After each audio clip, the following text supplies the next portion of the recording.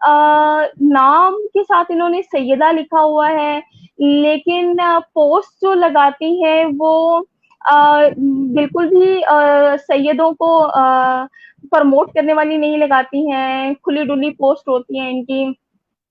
अच्छा, वो थोड़ा-सा इंटरेस्ट पैदा होना शुरू हुआ, फिर मैंने ज़रा इनको फ़ॉलो करना शुरू किया। उसके बाद फिर पता चला कि जनाब फ़ॉलोवर्स से ज़्यादा जो है, वो कुछ स्नेक्स हैं जो इनको ज़्यादा फ़ॉलो कर रहे होते हैं और इनका पीछा कर रहे होते हैं।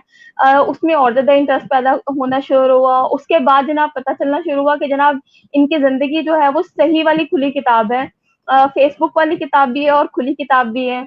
उसके बाद और ज़्यादा इंटरेस्ट पैदा होना शुरू हुआ, तो जनाब वो इंटरेस्ट पैदा होते-होते उसके बाद मुझे बहुत मज़ा आना शुरू हुआ और उसके बाद उससे ज़्यादा मज़ा ये आया कि मैंने इनकी शादी फ़ेसबुक पर लाइव अटेंड की। तो जनाब ये है जनाब हमारी सैयदा सिद्रा नकवी।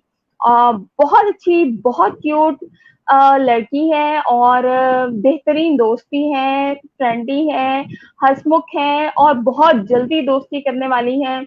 और ऐसे लोग ज़िंदगी में बहुत अच्छे दोस्त होते हैं और मैं ये समझती हूँ कि ऐसे लोग जितनी जल्दी दोस्ती करते हैं, उतनी ही जल्दी धोखा भी खा लेते हैं और बेचारों के दिल भी बहुत जल्दी टूट जाते हैं। अच्छा, आप लोग सिद्रा से कोई भी क्वेश्चन करना चाहते हैं? आज हमारे साथ सिद्रा के साथ उनके मोस्ट फेवरेट हबी भी मौजूद हैं। तो आप उनसे भी सवाल कर सकते हैं। ये दोनों बहुत इंटरेस्टिंग पर्सनैलिटीज़ हैं, अल्लाह ताला इनको नज़रे बद से बचाएँ और यूँ ही हँसता, मुस्कुराता, खुशबाश रखें। इनके इंटरेस्ट के हवाले से, इनकी एफबी पोस्ट के हवाले से कर सकते हैं। इसके अलावा सिर्जा की ज़िंदगी के हवाले से कुछ बहुत इम्पोर्टेंट पॉइंट्स हैं, टॉपिक्स हैं, जिनके हवाले से आज हम बात करेंगे। सोशल टैबूज़ के हवाले से कुछ चीज़ें हैं, जिन पे हम बात करेंगे, जो मुझे ऐसा लगता है कि सिद्रा ने तोड़े हैं और उनके हस्बैंड ने इन टैबूज़ को तोड़ने में कैसर साहब ने बहुत ज़्यादा उनका साथ दिया है। तो आइए मज़ीद इंतज़ार नहीं करवाते, हम सिद्रा और कैसर को लाइव लेते हैं। जी, ये हमारे साथ आ गई सिद्रा। अस्सलाम वालेकुम सिद्रा। अस्सलाम और ये वालेकुम। हमारे साथ आ वालेकुम गए कैसर। अस्सलाम। वालेकुम अस्सलाम। ये हमारे साथ पिंकी पिंकी आ गई हैं और ये हमारे साथ यार कैसर आ गए हैं। अमूमन जनाब मैचिंग करके हम लोग आते खुशामदीद। होते हैं, लेकिन आज आपके प्रोग्राम में आप दोनों की मैचिंग हो गई और मैं बीच में थोड़ा डिफरेंट लग रही हूँ। अरे नहीं यार, मेरी कहाँ मैचिंग हुई है? मैंने तो ऑरेंज पहना हुआ है, उन्होंने यार मस्टर्ड पहना कुछ हुआ है ऑरेंज और ऑरेंज आपने उनका पिंक भी पहना हुआ है। एक ही कलर, एक ही फैमिली बन जाती है ना, सेम कलर। वो पीछे मेरे सोफे का कलर मैच कर रहा है कैसर की शर्ट के साथ। हाँ हाँ हाँ, चले, अच्छा है ना साली साहिबा। सही सही सही सही। अभी लड़ाई मत शुरू करो, प्रोग्राम के एंड पे लड़ाई करेंगे। क्या सिद्रा, तुम जैसे मेरे से बात करी हो, मुझे ऐसा लग रहा है मैं तुम्हारे ससुराल में से हूँ। हाँ वाकई लेकिन स्टार्ट में तो वही लग रहा था ना कि जैसे साली साहिबा बात करने लगी है। हाँ बिल्कुल ऐसा ही है। अच्छा, थैंक यू सो मच, आप लोगों ने टाइम निकाला। वो पिछली दफा हमारा ड्यू रहा, लेकिन तुम्हारी सेहत ने इजाजत नहीं दी, लेकिन all is done by Allah and is done well. हमारा थैंक बिलीव है इस गॉड। बात पर, तो कोई बात नहीं। आज वैसे मुझे लग रहा था कि मेरी वजह से जो है प्रोग्राम कैंसिल हो जाएगा, लेकिन मैंने अपनी पूरी कोशिश की कि नहीं यार, इसको कैंसिल नहीं करना, आधा घंटा लेट कर लेते हैं। हाँ बट आज आप इट्स बिजी थी ओके, थोड़ी। इसको सेशन को करना है। हाँ, थोड़ा सा वो हम्म। प्रॉब्लम था। अच्छा, हम्म। हम थोड़ा-सा सिद्रा वो करते हैं यार, ये सैयदा सिद्रा नकवी, तो ये नकवियों वाली पोस्ट क्यों नहीं आती है तुम्हारी? वो सैयद तो बड़ा पिटते हैं सैयदों को कि जनाब हम शाह हैं, हम सैयद हैं, हम ये हैं, हम वो हैं। तो तुम्हारी बड़ी मजे की पोस्ट होती है, सैयदों के अगेंस्ट जारी होती हैं। तो ये कौन सा वाला घर वालों ने दूध पिलाया हुआ तुम्हें? यार मैं ये सोचती हूँ कि जिस चीज में मेरा कोई कमाल नहीं है तो उस पे मैं क्या फख्र करूँ। मतलब पैदा हो गई सादात फैमिली में तो खुद खुद की मेरी क्या अपनी वो है इसमें अमल दखल के जिसके से मैं बहुत फख्र करूँ, और इन चीजों पे क्या करना है। तो एक आम सी बंदी हूँ, आम से तरीके से आती हूँ। लेकिन जो सैयद होते हैं वो तो खास तौर पर जो है वो कहते हैं जनाब हम तो इस सिलसिले को आगे लेके चल रहे हैं, तो हमारे ऊपर तो फर्ज है, इसीलिए हम देखो तो इस नस्बत मुझे को आगे लेके मुझे चलेंगे। सादिया ये लगता है कि सिलसिला तो वैसे दर हकीकत यही कि इंसानियत का ही है, और वही लेके चले तो ज्यादा अच्छा मेरे ख्याल से। कुछ रिलीजियस बातें नहीं करे तो अच्छा है मेरे ख्याल से। ऑलरेडी सब इतना इस्लाम और इतना दीन और इतना मजहब सिखा रहे हैं हर तरफ कि मेरी जरूरत नहीं बचती। बिल्कुल ऐसे ऐसे ही है। थोड़ी लाइट हाँ, लाइट ये कितने लाइट लाइट सी बातें करती कितने हूँ। मजे से, या मतलब कैसे ने कितने मजे से बात को गोल करना सिखा दिया आपको फचिद्रा। कैसे, ये आपने ये सिखाया है ये तो या स्ट्रेट ये फॉरवर्ड है। सीखी सिखाई मिली ये आपको? कम कम गो है मैं लेकिन बहुत स्ट्रेट फॉरवर्ड है। नहीं नहीं, ये तो मैंने इनसे सीखा है। ओहो। ओहो हो। सिद्रा, ये पहले बताया था कैसे ने? नहीं नहीं बताया हमें, आपने क्वेश्चन भेजे ही नहीं, हमने तो बड़ा कहा था कि हमें पता चल जाए पहले से क्या क्वेश्चंस होंगे ताकि हम अच्छी सी प्रिपरेशन करें, अच्छा। लेकिन सादिया से ही कैच कर लेती है ऑडियंस अपनी, और अपने गेस्ट जो हैं सबको अपने साथ ऐसे। अच्छा, वो इकबाल साहब है, उनका वो बड़ा मजे का कमेंट किया, उन्होंने कहा कितने खुश नसीब लोग हैं आप लोगों का इंटरव्यू हो रहा है। हाँ। आप लोगों के वाकई सादिया लोगों के कितना अच्छा पर्सनली, लगता है। नहीं, लोगों की पर्सनली रिक्वेस्ट आने लगी है, प्लीज हमारा इंटरव्यू कर लें। आपके अच्छा, साथ मैं मुझे ये एग्जैक्टली यही बताएं कहने हम। लगी थी कि आपके साथ आके बहुत अच्छा लग रहा है ना, वरना लाइव तो इंसान खुद भी आ सकता है, लेकिन अच्छा, आप नहीं, इतनी ये मजे हमारी, की हो और इतनी अरे अच्छी। नहीं, हमारी हमारी तारीफ करने वाली कमिटमेंट एंड पे हुई थी यार, ये तो हमने एंड पे डिसाइड किया था एक दूसरे की तारीफ करना। नहीं नहीं, मैंने चुप करो सोचा अभी, एंड स्टार्ट पे में भी करेंगे। कर दूं। नहीं नहीं, अच्छा। ये तो हमने एंड पे डिसाइड किया था। अच्छा, अभी हम स्टार्ट करते हैं इससे कि आप दोनों की जो मैरिज है उसमें लव कब शामिल हुआ था, कैसे, ये आप बताएंगे? लव तो, फैमिली भी वैसे तो मैं देखेगी। बहुत लविंग हूँ। हाँ, वैसे तो मैं बहुत लविंग हूँ। और ओहो। जिससे भी मिलता हूँ, जिसके बारे में सुनता हूँ, उससे वैसे भी मुझे मोहब्बत होती है। प्यार हो जाता है। या बहुत बहुत मोहब्बत तो करने अब वाला तक, इंसान हूँ। तो आप कह अच्छा, सकते फिर हैं अभी कि आप ज़ाहिर है अभी आप मोहब्बत एक सेकेंड, पहले हुई है। अभी अभी मैं आपको यहीं पे इंटरप्ट करती हूँ, फिर आप ये बताएं कि शादी से पहले तक कितनी मोहब्बतें कर चुके हैं? काफी ज्यादा की है मैंने मोहब्बतें। अच्छा, मैं आपको कैसे यहाँ एक वाक्य सुनाऊं, मेरे एक यूनिवर्सिटी के दोस्त थे, उन्होंने सुनाया था। वो कहते हैं कि एक शादीशुदा जोड़ा था, तो शादी की पहली रात जो बेगम थी उनके पास एक संदूक था, उसको ताला लगा हुआ था, तो उनके हस्बैंड ने पूछा कि इस संदूक में क्या है? तो उसने कहा कि इसमें ना चने हैं, जो चने होते हैं ना। तो हम्म। उसने कहा कि अच्छा, तो उसने कहा अच्छा, उसने उसको खोला, तो उसमें थोड़े से चने थे, उसने कहा ये चने किस किस चीज के हैं? उसने कहा ये हम्म। मैंने जिंदगी में जितने अफेयर्स चलाए हैं ना, ये उसके चने हैं। तो उसने, शौहर ने जब देखा तो उसमें 2-3 चने पड़े हुए थे। बड़ा खुश हुआ कि यार मतलब मेरी बेगम ने कोई ज्यादा अफेयर्स नहीं चलाए, तो 7 पैसे भी पड़े हुए थे। उसने पूछा और ये पैसे? कहती कि ये मैंने जो ऊपर मतलब किलो किलो जितने किलो हो चुके थे ना, वो बेच दिए हुए हैं।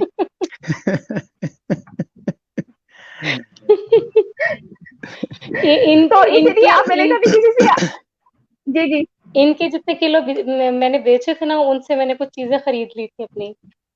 सोना खरीदा था? सोने वाली बात करो ना। ये देखो। खरीदा। ओ, सही सही, प्रूफ मिल गया हमें। अच्छा, कैसे ये फेसबुक पे पोस्ट लगाने के लिए आप दुबई गए थे, या दुबई जाने के बाद ख्याल आया कि मुझे अब टैबू तोड़ने के लिए जो है सोशल मीडिया का इस्तेमाल करना चाहिए? नहीं, फेसबुक पे तो मैं, हाँ, तकरीबन 2015 से 14-15 से लिखता आ रहा हूँ। और कुछ वेबसाइट्स के साथ भी, जैसे हम सब है या मुकालमा है, तो यहाँ पर तो उनकी वजह से आना पड़ा है। उन पोस्ट की वजह अच्छा से अच्छा आना अच्छा पड़ा अच्छा है। अच्छा। आइडिया था मुझे। तो बहरहाल ये क्योंकि अच्छा, ये तो पाकिस्तान, इतना कम बोलते हैं, ये तो ये बहुत बहुत कम कम बोलते हैं बोलते यार। हैं, इनके हिस्से का मैं बोलती हूँ। हाँ नहीं, मैं वैसे वैसे भी मुझे बोलने का मौका ही कम मिलता है। सिर्फ सिदरा होती है अल्लाह। फिर ही कम मिलता है। अभी तो दो सिदरा है। एक सिदरा और एक सादिया, सॉरी, एक सिदरा और एक सादिया है। अभी तो ज़ाहिर है दो सही खवातीन है, के सही बीच है। में बोलना और भी मुश्किल है।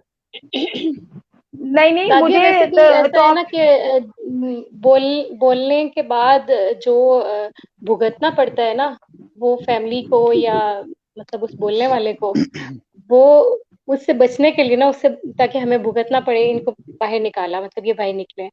तो अफसोस के साथ तो ये कि हर शख्स, अभी मैं थोड़ी संजीदा होने वाली हूँ, हर शख्स जो भी थोड़ी समझ बूझ रखता है, कुछ सोचता है, वो खामोश नहीं रह सकता। वो बेशक कलम के ज़रिए, बात के ज़रिए, किसी न किसी ज़रिए से कोई पेंटिंग कर लेता है, कोई एक्सप्रेस करता है अपने आप। लेकिन अफ़सोस ये कि ऐसे हमारे यहाँ उसको एक्सप्रेस करने का एक बहुत बड़ा हर्जाना जो है ना वो अदा करना पड़ता है। तो हमारे साथ भी बिल्कुल यही बैड लक हुई है। तो ये होना नहीं चाहिए। तो इसके लिए मतलब कैसर से ही बल्कि मैं पूछूंगी कि ऐसा क्या हो कि लोग सेफ रहें और एक तरीके से बात भी कर सकें। जाहिर है जब आप सोचते हो तो खामोश तो नहीं रह सकते, आपके अंदर अजीब सी घुटन शुरू हो जाती है। तो ऐसा क्या हो सकता है कि आप इन हालात में रहते हुए लोगों को गाइड भी करें, एजुकेट भी करें और सेफ भी रहें? कुछ ऐसा हो सकता है? हाँ, एक तो बात ये है कि सोचने वाला इंसान तो खामोश नहीं रह सकता, बल्कि हर इंसान ही सोचता है, और जितना वो सोचता है उतना वो बोलता भी है और उसका इज़हार भी करता है। जो लोग ज़्यादा सोचते हैं वो ज़्यादा इज़हार करना चाहते हैं, और जो लोग जैसा सोचते हैं वैसा ही इज़हार भी करना चाहते हैं। लेकिन इज़हार पर आकर भी अ, कुछ लोग मसलियत के साथ भी कर सकते हैं। उनका मिजाज शायद ऐसा हो कि बहुत से समाज ऐसे हैं कि जहाँ पे लोग एक मसलियत आमेज़ अंदाज़ इख्तियार करते हैं, और वो छुपे ढके लफ्ज़ों में, जैसे कोई शायर है, जैसे कोई आर्टिस्ट है, वो उसका इज़हार कर रहे होते हैं। लेकिन कुछ लोग बिल्कुल सीधी-सीधी बात करने वाले होते हैं। वो ऐसा मसलियत आमेज़ अंदाज़ नहीं इख्तियार कर सकते, वो सीधी बात करना चाहते हैं। उनके लिए ज़्यादा मसला होता है। पाकिस्तान में रहते हुए पाकिस्तान की जो सोसाइटी है, वहाँ पर बहुत से ऐसे मौज़ूआत हैं जिन पर आप खुलकर बात नहीं कर सकते हैं। अगर आप चाहते हैं कि आपकी जान भी सलामत रहे और आपकी बात भी आगे पहुँच जाए, तो उसके भी हैं बहुत से तरीके, अ, लेकिन जब इंसान कोई बात करना चाहता है ना, तो वो उसकी ज़िम्मेदारी कबूल करना चाहता है। जैसे अगर मैं कोई बात करना चाहता हूँ, तो मैं उसकी ज़िम्मेदारी कबूल करना चाहता हूँ। इसलिए उसके लिए ज़रूरी है कि मेरी अपनी आइडेंटिटी, मेरी शनाख्त उसके साथ मुंसलिक हो। मैं अपनी शनाख्त को सामने लाते हुए वो बात करूँ। ये वहाँ पर मुमकिन नहीं है। मसलन पिछले कुछ सालों में क्योंकि सोशल मीडिया है और जो इन्फॉर्मेशन टेक्नोलॉजी की वजह से मालूमात जिस तरह से तेज़ी से आगे बढ़ रही हैं, तो आपने देखा कि वहाँ पे कितने ज़्यादा केसेस हुए हैं जिसमें सिर्फ एक ही कसूर सिर्फ एक ही है कि आप बोल रहे हैं, आप वो बोल रहे हैं जो आप सोचते हैं, और आप वो बोलना चाहते हैं जो आप सोचते हैं। वो गलत भी हो सकता है, वो ठीक भी हो सकता है, वो एक अलहदा बात है। लेकिन किसी भी इंसान को उसकी सोच की वजह से, उसके नज़रिए की वजह से उसकी अ, जान को खतरा नहीं होना चाहिए। वो चाहे गलत हो, वो ठीक हो, वो एक अलहदा मौजू है। लेकिन किसी भी इंसान को, किसी भी सोसाइटी में उसकी सोच की वजह से और उसकी सोच के इज़हार की वजह से उसको कोई खतरा नहीं होना चाहिए। यानी बिल्कुल इख्तिलाफ़ ऐसे ही राय पे इत्तेफ़ाक करना अगर सिखा दिया जाए सोसाइटी को और हम खुद भी सीख लें तो शायद ये इसका सॉल्यूशन हो सकता है। हाँ, हम इख्तिलाफ़ राय तो असल होता ही में है ना। जजमेंटल इख्तिलाफ़ बिल्कुल राय तो बुनियादी चीज़ है, जहाँ पर फ़िक्र होगी, जहाँ पर सोचने की आज़ादी होगी, वहाँ पर इख्तिलाफ़ राय होगा। इख्तिलाफ़ राय भी है, और इसको हमारे एक दोस्त और उस्ताद भी हैं, वो खूबसूरत बात करते हैं कि ये दीगर अंदेशी है, ये इख्तिलाफ़ राय नहीं है, इसको दीगर अंदेश कहा जाना चाहिए। यानी कि एक इंसान एक बात सोचता है, दूसरा इंसान दूसरी बात सोचता है। कोई से भी 2 इंसान हुँ, एक तरह की बात नहीं सोच सकते हैं। तो ये इख्तिलाफ़ राय नहीं है, यानी कि इसमें इख्तिलाफ़ में क्योंकि एक नेगेटिव, एक मनफ़ी पहलू छुपा हुआ है, इसको दीगर हुँ, अंदेशी कहें। ये दीगर हुँ। अंदेशी है, तो इसका हक होना चाहिए। अगर ये नहीं होगा तो फिर तो एक भेड़ों जैसी चाल होगी और गधों की तरह की ज़िंदगी होगी। आप तरक्की नहीं कर सकते।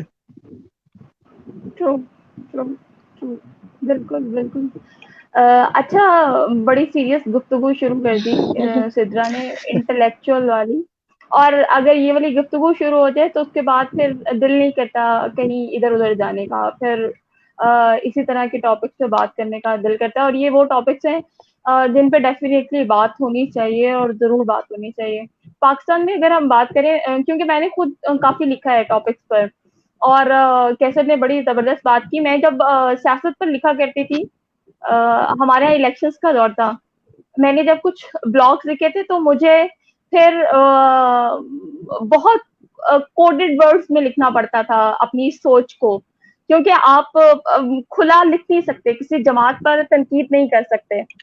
आपको पकड़ लिया जाता है और इवन अभी आपने देखा है कि अभी रिसेंटली हमारे यहाँ हम इखलाकी तौर पर इतने गिर चुके हैं कि सिद्रा शायद आपने शेयर की थी वो पोस्ट जो हमारी एक ब्लॉगर है कराची की जिनकी वीडियोस को उठाकर एडिट कर कर और वो किया है। तो हम इखलाकी तौर पर इस हद तक गिर चुके हैं कि हमने अगर किसी के साथ कुछ भी नेगेटिव करना है तो हम किसी भी जो है वो हम इखलाकियात को और किसी भी लड़की को डिग्रेड करने के लिए इस तरह से बॉडी बिल्कुल इस तरह शेमिंग से अजियत करके। देते हैं क्योंकि बिल्कुल, बिल्कुल और ये बड़ी और मुझे ऐसा लगता है कि अब हमें अपनी बच्चियों को स्ट्रॉन्ग करने की ज़रूरत है। बॉडी शेमिंग है या जो भी है, हम लोगों को ये चीज़ें अभी इफ़ेक्ट नहीं करनी चाहिए। और अगर हम इस सेंस में बात करें अ, हम बहुत हम बात करते हैं कि हम 21वीं सदी में आ चुके हैं। हम एक डिजिटल एरा में हैं और दुनिया बहुत सिमट गई है, इतनी सिमट गई है कि मैं एक और सिटी में हूँ सिद्रा एक और सिटी में है और कैसर एक और कंट्री में बैठे हैं, लेकिन हम तीनों आपस में बात कर रहे हैं। और न जाने कितने लोग हैं, कितने शहरों और मुल्कों से मैसेजेस कर रहे हैं साथ-साथ। तो इस सब के बावजूद पाकिस्तान में बेटी की शादी आज भी उतना ही बड़ा इशू है। हम बेटी की शादी को लेकर बेटी पैदा होते ही आज भी माँ-बाप के ज़हन में शादी ही आती है। हम उसको पढ़ा लेंगे, डेफ़िनेटली हम ठीक है मास्टर्स करवा लेंगे, एमफिल करवा लेंगे, पीएचडी करवा लेंगे, लेकिन शादी इशू है। और उसके बाद बहुत बड़ा इशू है। सिद्रा मेरे लिए बहुत हैरत की बात थी जब मुझे पता चला कि सिद्रा जो है मैंने देखा था जब शादी के डेज फिक्स हुए थे तो सिद्रा ने डाइटिंग स्टार्ट की थी। तो मुझे एक नॉर्मल चीज़ लगी थी। मैंने कहा यार ये मतलब हर लड़की अगर थोड़ी-सी वो हो ना मोटी हो तो उसको शौक चढ़ता है कि उसने शादी पे लहंगा-शहंगा पहनना है तो वो ज़रा स्मार्ट होगी। तो हम ज़रा मैं थोड़ी स्मार्ट थी तो मुझे इसलिए इस तरह का इश्यू नहीं हुआ था। मुझे होता था यार मैंने थोड़ा वेट जो है ना वो गेन करना है। लेकिन मुझे मुझे बड़ी हैरत हुई जब मुझे पता चला कि शुगर पेशेंट भी हो। तो कब डायग्नोज़ हुआ कि सिद्रा शुगर पेशेंट है?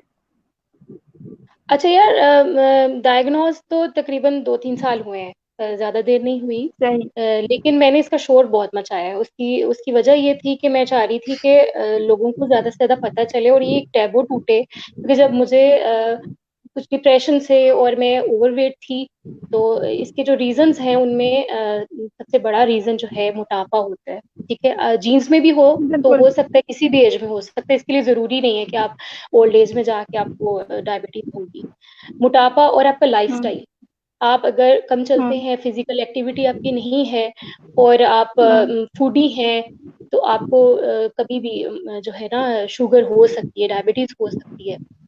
बाज़ लोगों को बचपन से होती है, कुछ बच्चों को मदर से आ जाती है, मतलब ड्यूरिंग डिलीवरी। बिल्कुल। और बाज़ ये होता है कि बच्चे मतलब टाइप 1 और टाइप 2 डायबिटीज़ होती है ना, उन बच्चों में जो अर्ली एज में जो स्टार्ट होती है बिफोर 20, उसको टाइप 1 कहा जाता है। लेकिन खैर ये बाद में भी हो सकती है टाइप 1, लेकिन जो मतलब मैंने जो पढ़ा या सुना है वो टाइप 1 जो है वो बिफोर 20 जो एज होती है उसमें होती है। अच्छा, टाइप 2 जो है डायबिटीज़ वो मोस्टली लोगों को होती है टेंशन से, मोटापे से, फिज़िकल एक्टिविटी ना होने की वजह से। तो मेरे में ये सारी चीज़ें थी। मैं शुरू से मैं बल्की थी, बचपन से ही मोटी थी। और डिप्रेशन मुझे कुछ फैमिली मैटर्स उसमें मैं खैर अक्सर ज़िक्र भी करती रहती हूँ, मेरे पेरेंट्स की डेथ हो गई थी। तो वो सब उन बाबा से मैं काफ़ी अटैच भी थी, तो मैं काफ़ी डिप्रेस रहती थी उन दिनों। तो मेरी फिजिकल एक्टिविटी कोई नहीं होती थी, बस बुक्स पढ़ते रहना, लेटे रहे, बैठे रहे, थोड़ा बहुत घर का कुछ काम कर लिया। तो मुझे जो डायबिटीज मैंने जो खुद ऑब्जर्व किया है उसकी वजह ये है, जो मैंने अभी तक पढ़ा है, ये तीनों वजूहात मेरे में थी और मुझे इसकी वजह से डायबिटीज हो गई। अब हुआ जब मुझे पहली दफा ये पता चला कि मुझे डायबिटीज हुई है, इसमें साइंस थे बार बार वॉशरूम जाना, भूख बहुत ज्यादा लगना, और उन दिनों मेरा पहली दफा जिंदगी में वजन गिरना शुरू हुआ। अचानक से मेरा 5-6 किलो वजन गिर गया और वो मेरे चेहरे से काफी कमजोरी नजर आती थी। इसके अलावा ये कि मुझे बहुत घबराहट महसूस होती थी, अचानक से खाना खाया कुछ देर बाद अचानक से भूख लगती थी। ये मैं इसलिए तफसील से बता रही हूँ ताकि लोगों में अगर किसी में भी अलामत है तो वो ज़रूर अपने टेस्ट करवाए और उसके बाद अपना जो भी डॉक्टर जो हैं उनको कहते हैं तो उसके मुताबिक अमल करें। बहरहाल मुझे ये सारी चीज़ें जब महसूस हुई, हाथ पाँव बहुत जलते थे, हड्डियों में दर्द रहता था, तो मैं तो बहुत जल्दी जो है ना घबरा गई कि मुझे ये सब कुछ क्यों हो रहा है। तो क्योंकि रिसेंटली मतलब मेरे वालिदैन जो हैं उनकी डेथ हुई थी, तो घर वाले भी परेशान हुए, सब टेस्ट करवाए, जिसमें मेरा HbA1c जो टेस्ट जब करवाया तो मुझे 3 माह पहले तकरीबन शुगर हो चुकी थी। तो बहरहाल मैं फौरन ही डॉक्टर के पास गई, मुझे फौरी तौर पे टोटके भी बताए लोगों ने। जिस रात मैंने टेस्ट करवाया उससे अगले दिन मैं डॉक्टर के पास चली गई। मतलब मैंने डिले बिल्कुल नहीं किया, मैं बहुत ज्यादा वहमी इसलिए हुई थी क्योंकि शुगर के बारे में जो मैंने पढ़ा था वो ये कि ये ऐसा मर्ज नहीं है जो फौरन आपको खत्म कर दे। आहिस्ता आहिस्ता आपकी बॉडी ऑर्गन्स जो है वो खराब होना शुरू होते हैं और उसकी वजह से आप कितना डिले और कहीं जाके मरते हो और इतनी मुश्किल से और इतनी अजीब सी आपकी जिंदगी हो जाती है। तो मुझे यही बेहतर लगा कि मैं फौरी तौर पर डॉक्टर के पास जाऊं जो भी माहिर हैं ज़ियाबतीस के, उनके पास। वो मुझे बहुत अच्छे डॉक्टर मिले, डॉक्टर नासिर, मैं हर जगह उनकी तारीफ करती हूँ। फौरन उन्होंने मुझे बहुत अच्छे से गाइड किया, मेडिसिन स्टार्ट करवाई और जो मुझे परहेज बताया उस पे मैंने मतलब 100% अमल किया। और ये मेरी फैमिली भी शायद सुन रही होगी, मेरी फैमिली बैठी भी हुई है साथ और ये लोग जानते हैं कि मतलब मुझे कभी भूला नहीं है कि ये चीज बात जो कहते हैं ना, ओहो भूल गई थी इसलिए चाय पी ली, भूल गई थी मेडिसिन खाना। तो भूलने वाली चीज कभी मेरे साथ नहीं हुई। मेडिसिन मेरी लाइफ का हिस्सा है और ये डायबिटिक जितने भी पेशेंट्स होते हैं वो अपने साथ तजर्बे नहीं कर सकते। लास्ट वीक मैंने तजर्बा किया था जिसकी वजह से मैं बीमार हुई और वो भी मैं अभी थोड़ी देर में शेयर करती हूँ। बहरहाल मेडिसिन और वॉक बहुत जरूरी है। मेरा वजन तो उसके बाद गिरना बंद हो गया क्योंकि शुगर कंट्रोल हो गई, लेकिन उसके बाद मेरे लिए वजन कम करना, क्योंकि मैं बचपन से ही मोटी थी, वजन कम करना मेरे लिए बहुत मुश्किल हो गया था। शादी वादी की तो एक वो ऐसे बस बहाना था कि शादी थी उन दिनों, लेकिन मैं बेसिकली हेल्थ कॉन्शियस बहुत ज्यादा हो गई थी, मैं इसलिए वजन कम करना चाह रही थी। अभी भी मेरा वजन बहुत ज्यादा स्टक हो गया, अब मजीद कम नहीं हो रहा है, उसके लिए मुझे जिम ज्वाइन करना पड़ेगा, लेकिन मैं इससे कहीं ज्यादा मोटी थी। तो जब कैसर मेरी जिंदगी में आए, इनका प्रपोजल आया, मेरे बहुत मोहतरम टीचर हैं, इनके भी वो उस्ताद और दोस्त हैं, उनके थ्रू, और वैसे भी हम एक दूसरे को सोशल मीडिया के थ्रू भी जानते थे, लेकिन हम लोगों की वो कोई लंबी चौड़ी दास्तानें नहीं स्टार्ट हुई। फौरन से ही हम लोगों को ये बेहतर लगा कि फैमिलीज को इन्वॉल्व करें। सर ने बात की और फैमिलीज ने रिश्ता कबूल किया और हमारा रिश्ता बहुत ही जिसे कहते हैं ना सलीके से और बड़ा फास्टली आगे बढ़ा ना, जिसमें हमने सोशल टैबूस तोड़े। मतलब कैसे कि मेरे साथ दूसरी शादी है, ठीक है, और मुझे इस हवाले से किसी भी तरह की कोई, वो मेरी फैमिली जो सबसे पहले रिएक्ट किया कि ये छुपाना चाहिए फैमिली से, तो मुझे ये लगा कि ये छुपाने की जरूरत नहीं है। मतलब किसी भी इंसान की लाइफ जो है वो दोबारा स्टार्ट हो सकती है, मतलब शादी दोबारा हो सकती है, लड़की की भी लड़के की भी। तो ये कोई ऐसी चीज नहीं है जिसे छुपाया जाए, डिस्कस ना किया जाए, और जब डिस्कस किया जाए तो उसको फिर एक अजीब सी अजियत समझ के डिस्कस किया जाए, या लड़का उसमें शर्मिंदा फिर रहा हो, अगर लड़की की शादी है तो वो बहुत शर्म महसूस करे। मतलब ऐसा तो नहीं होना चाहिए, नॉर्मल बिहेवियर नहीं है जो हम लोग अपनाते हैं अमूमन। बहरहाल एक टैबू हमने ये तोड़ा, मैंने जिक्र किया, और हमारी बेटी है बल्कि बहुत प्यारी सी नूरा फातिमा, तो मैं उसकी पिक्चर्स भी बल्कि लगाया करती थी। तो स्टार्ट में मुझे ये भी फेस करना पड़ा कि शायद मैं ना कैसे को इम्प्रेस करने के लिए काम करती हूँ। हालांकि मुझे नहीं लगता कि ऐसी चीजें इम्प्रेस करने के लिए आप मतलब रोज रोज ऐसे कभी कर सकते हो।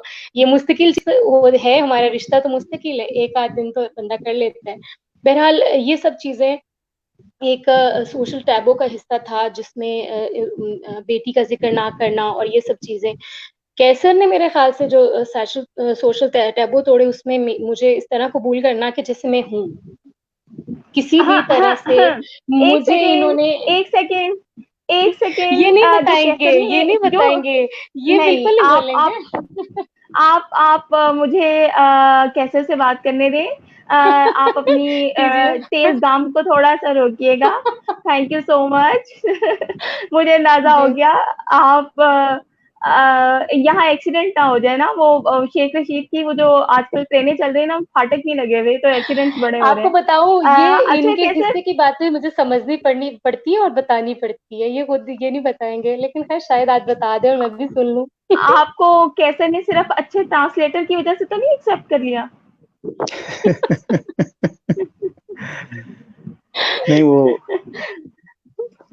मुफस्सल मुफस्सल बोलती है ना, तफसील के साथ सारी बातें करती हैं। अच्छा, हाँ, हाँ, हाँ, हाँ, सही, सही, सही। अच्छा कैसे आप आप ये हेडलाइंस जो मुझसे सुन लें। आप हेडलाइंस मुझसे सुनिए और तफसील उनसे। नहीं, वो तो हेडलाइंस भी खुद ही बताने के मूड में है और तफसीलात भी खुद ही देने के मूड में है। नहीं, मैं आपको बताऊं, कैसे कैसे जी, जी। मेरे बारे में तो बस यही बताएंगे ना कि बस मोहब्बत हो गई और शादी हो गई। तो मुझे पता है ना, इनको तो मुझ में कोई बुराई नजर नहीं आती, लेकिन मुझे पता है कि हाँ, ये एक बहुत बड़ी बुराई समझी जाती है कि एक लड़की मोटी है, आप तो एक मेरी बात लड़की सुनिए, उसकी मेरी डायबिटीज है, सिदरा, ये है जी। सिदरा, आप हीर हैं, आप हीर हैं। जी, क्या? आप नहीं बोलना। सिदरा, अब अच्छा, तुमने नहीं बोलना। पुट योर ठीक है। Finger on your lips. Good girl. कैसे एक लड़की जिसको डायबिटीज है, अ, ऐसी क्या मजबूरी थी कि उसको एक्सेप्ट किया, जबकि हमें पता है कि प्रेगनेंसी एक बेसिक चीज हमारी सोसाइटी में आज भी ये होती है कि अच्छा, ये माँ बनेगी नहीं बनेगी। अब शादी हुई नहीं होती है, हमें सबसे पहले टेंशन ही होती है। अच्छा, हम ये देख लें इसकी कितनी बहनें हैं, वो मैरिड हैं, भाई कितने हैं, वो मैरिड हैं, उनके बच्चे हैं नहीं है। हमें वहां से पता चल जाए कि इसमें माँ बनने की कितनी जो है वो कैपेसिटी या एबिलिटी मौजूद है। तो और जब ये पता चल जाए कि अच्छा जनाब ये डायबिटीज की पेशेंट है, और डायबिटीज भी जो है वो अर्ली एजेस की है, तो उसमें डेफिनेटली आपको पता है कि प्रेगनेंसी जो है वो एक सेंसिटिव होती है प्रेगनेंसी। तो वाई सिद्रा? अच्छा, इसमें पहली बात तो ये कि जो हमारी तरजीहात होती हैं ना, वो पहले से ही हमारे जहन में इंजेक्ट कर दी गई होती हैं। हम जो भी सोचते हैं, जो भी चाहते हैं, वो पहले से ही एक हमारी सोसाइटी में, हमारी फैमिली में जो चीज़ें चल रही होती हैं, वो वो हमारे जहन में इंजेक्टेड होती हैं। अगर हम उनसे हट के सोचें तो सबसे पहले तो मेरे लिए तो सबसे पहले यही था कि क्या ज़हनी हमांगी है कि नहीं है। अगर ज़हनी हमांगी है तो बाकी सारी चीज़ें कोई गारंटीड नहीं होती। वैसे ज़हनी हमांगी भी गारंटीड नहीं होती। कोई भी इंसान किसी भी ट्रू। स्टेज पे कुछ भी सोच सकता है और अपनी सोच से इनराफ भी कर सकता है। मगर अ, बहरहाल फिर भी बाकी चीज़ों की बनिस्बत ज़्यादा देखने की चीज़ यही है। उसके अलावा जो कोई मर्ज़ है या कोई ऐसी बातें हैं, वो तो मेरे ज़हन में आती भी नहीं है बिल्कुल, और कभी आई भी नहीं, किसी के हवाले से भी। उसकी वजह ये है कि ज़िंदगी में किस स्टेज पर आपको कौन-सी बीमारी होती है, और ज़्यादा खतरनाक बीमारियाँ आपको ज़िंदगी के अगले मरहले पर ही होती हैं। जैसे आज मैं अगर तंदुरुस्त हूँ, कल शायद मुझे कोई कैंसर हो जाए, जो कि पहले नहीं था। तो मेरे ख्याल से ये चीज़ें मैं इसलिए भी इनको लाई ही नहीं लड़ाई शुरू हो जाए। कभी इनको काउंट नहीं करता मैं कभी भी, इट्स और मेरे इट्स ज़हन में नॉट भी नहीं अबाउट है। मतलब व्हाट यू आर हाँ, मतलब थिंकिंग। कि नहीं, हाँ, मतलब देखें, कि ये आपकी थिंकिंग है ना। आई एम टॉकिंग अबाउट, देखें, हम जिस कल्चर में रहते हैं ना, उसमें हमें अपनी फैमिली को भी सेटिस्फाइड करना होता है ना। हम एक हाँ, फैमिली सिस्टम में रह रहे हैं, हमने जब शादी करनी होती है, तो हम इंडिपेंडेंटली एक शादी कर कर हम इंडिपेंडेंटली तो नहीं रह रहे होते। हमने जब शादी करनी है, हमें अपनी फैमिली को भी तो सेटिस्फाई करना है ना। तो आपने अपनी फैमिली को पहले बता दिया था कि ओके फाइन, मैं सिद्रा से शादी कर रहा हूँ और सिद्रा डायबिटी जो है वो है। तो क्या मतलब आप अपनी फैमिली को पहले सब रियलिटीज जो है वो बता चुके थे? शायद नहीं बताया था मैंने, और शायद बताना ज़रूरी भी नहीं था, और अभी तक मैं इसको ज़रूरी नहीं समझता हूँ। मेरे ख्याल से नहीं बताया था, या मुझे याद नहीं है, और उनके लिए भी कोई इशू नहीं था अगर शायद बताया भी हो, तो इस उनके लिए भी कोई मामले में इशू मैं नहीं बहुत था इस लकी हूँ, तरह का। मेरी ससुराल जी बिल्कुल हाँ। रिवायती नहीं है और इस टाइप के वो लोग नहीं है कि पढ़े लिखे लोग हैं सब, और काफी मेच्योर हैं, और वो इस तरह की चीजों को कभी डिस्कस भी नहीं करते। अगर होती भी तो मतलब यानी ये डिस्कस भी कर लेते तो मेरे नहीं ख्याल से कोई इसको इशू बनाते। और उनको वो इतने लिबरल और ब्रॉड माइंडेड हैं कि उनको ये चीज हमारी खुशी और हमारी अंडरस्टैंडिंग जो है ना वो ज्यादा मतलब खुश करती, कि आपस में अच्छे बिल्कुल। दोस्त हैं और एक दूसरे के साथ खुश हैं। तो ये एक हमारे दरमियान जो चीज थी वो यही थी। लेकिन खैर मैं कैसे के हवाले से ये कहना चाहती हूँ कि इन्होंने ये सोशल टैबू तोड़ा। बहरहाल लड़के इन चीजों को इग्नोर नहीं करते, बाद में तो कुछ भी हो जाए वो एक अलग बात है, लेकिन स्टार्ट में जब आपने जिंदगी की शुरुआत करनी हो तब ये बहुत मुश्किल होता है कि किसी ऐसे बंदे को जिसकी बीमारी क्योर नहीं हो सकती उसको एक्सेप्ट करना। और इसके अलावा मोटापा और फुला फुला जो एक खूबसूरती के पैरामीटर्स हैं उसके मुताबिक किसी को सिर्फ प्रपोज नहीं करना, सिर्फ रिश्ता नहीं भेजना है, बल्कि मोहब्बत भी देनी है, एहतराम भी देना है, केयर भी करना है। तो ये बहुत कम देखने में आया। और आप अभी कभी मेरे सोशल मीडिया जो अकाउंट्स हैं उन पे जाके देखें, वो इंस्टा है या फेसबुक है कहीं भी, तो अमूमन मुझे और कैसर के हम दोनों की पिक्चर के साथ जब भी कभी होती हो, अच्छा ये तो बहुत बड़ी लग रही है, हालांकि हम लोग एज फेलोज हैं, ये बहुत बड़ी लग रही है, ये बहुत मोटी लग रही है, ये बहुत काली लग रही है, ये वैसी लग रही है। और हम इस चीज को देख के अक्सर हंसते हैं, क्योंकि हमारे दरमियान ये चीजें शायद हम इससे बहुत आगे हैं, क्योंकि मोहब्बत और एहतराम का एक रिश्ता है। तो इस वजह से ये मैं इनको ये क्रेडिट दूंगी कि इन्होंने इन चीजों को, और इनकी वजह से मैं बहुत कॉन्फिडेंट भी फील कर रही हूँ। बल्कि एक बड़ी मजे की बात मैंने एक दफा शेयर भी की थी कि मेरी एक बहुत क्लोज फ्रेंड है, वो हमारे निकाह के टाइम पे वो मेरे पास आके ऐसे मुझे कहती है तुम्हारा हाथ काला लग रहा है और कैसर का गोरा लग रहा है। आप सोचे मैं बहुत कॉन्फिडेंट बंदी हूँ, लेकिन उस टाइम पे मैं इतनी पजल कि मैं उसके बाद सारे फंक्शन में अपने हाथ मेरे ठंडे और मैं छुपाती फिर रही। मुझे जब कभी उनकी वो बात, और अच्छा उस बात को लेके मैंने कैसे के सामने इतनी दफा डिस्कस किया, इनका छोड़ो, ये क्या बात डिस्कस करने वाली है, मतलब बुरी लग रही है बात, अच्छी नहीं लग रही। तो लेकिन अब तो मैं हंस के बता रही हूँ, तो मैं काफी दिन तक डिस्टर्ब रही। और अभी तक भी कोई तस्वीरें या कोई वीडियो या ऐसे चल रही होती हैं तो मुझे उनकी वो बात जरूर याद आती है। और अभी भी मैं शायद वो मुझे देखेंगी भी, तो मुझे क्या मिलता है हम लोगों के चेहरे की जो मुस्कुराहट थी, हमारा एक इवेंट था, हम कितने खुश थे, वो तमाम चीजें किसी को नजर नहीं आई तो क्या इतनी माइनर सी चीज नजर आई। और उसको लेके उन्होंने मुझे कंफ्यूज भी किया, जो कि मैं अब बिल्कुल भी नहीं होती। लेकिन इस तरह की चीजें हमें फेस करनी पड़ती हैं। और ये तो ये रियलिटी वो है, जो हम वो मैंने जिस भी तो जिनका धरती में रहते मैंने हैं वीडियो वहाँ। शेयर किया, मुझे अफसोस है उस बच्ची के साथ, वो छोटी यंग बच्ची है, तो वो थोड़ी है फैटी है, तो वो ब्लॉग्स बना रही है, इतनी कॉन्फिडेंट लड़की है वो। लेकिन उसके कैसे उसके चेहरे पे भैंसे की पिक्चर बना के और उसका इतना मजाक उड़ाया जा रहा है, उसकी फैमिली का भी, भाई का भी, भाभी का भी। और उसने ये कहा कि मेरे वालिद बीमार हो गए टेंशन से। तो ये बहुत गलत किया है उसके साथ।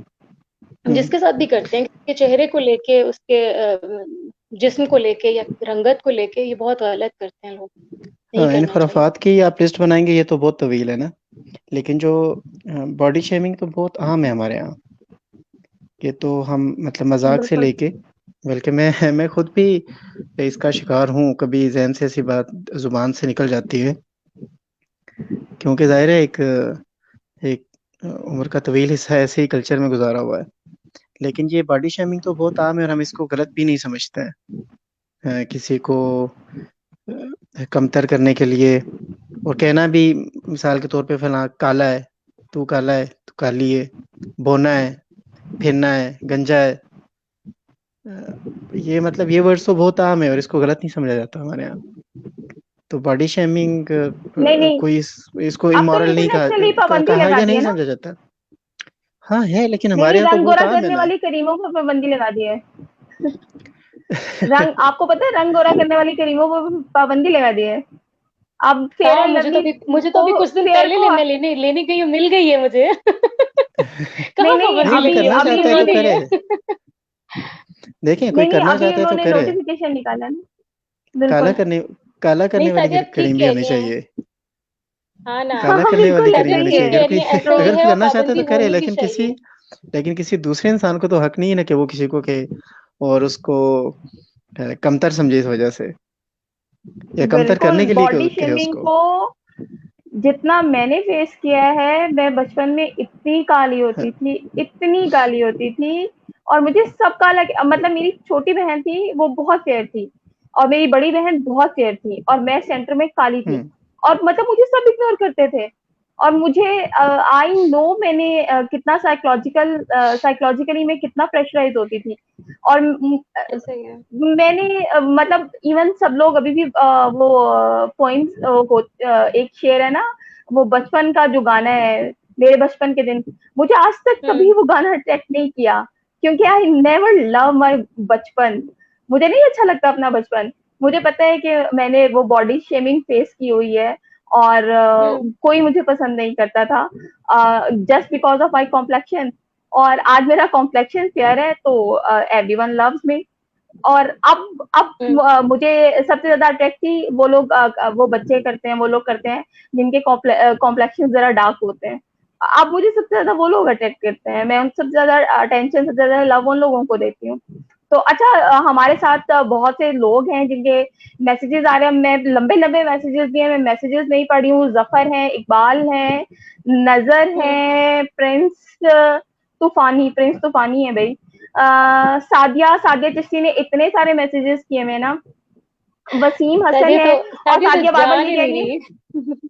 हाँ, सादिया बार बार ये कह रही है कि यार माहौल को इतना सीरियस मत करो। शकील असद है, शानिया जहरा है, और जफर शादी है, मेरी मलिक अब्दुल भांजी है। वहाब। अच्छा, मोहम्मद उसकी अजहर मम्मा आई खान हुई है अभी। केसरानी, मोहम्मद अजहर खान कैसरानी, ओके।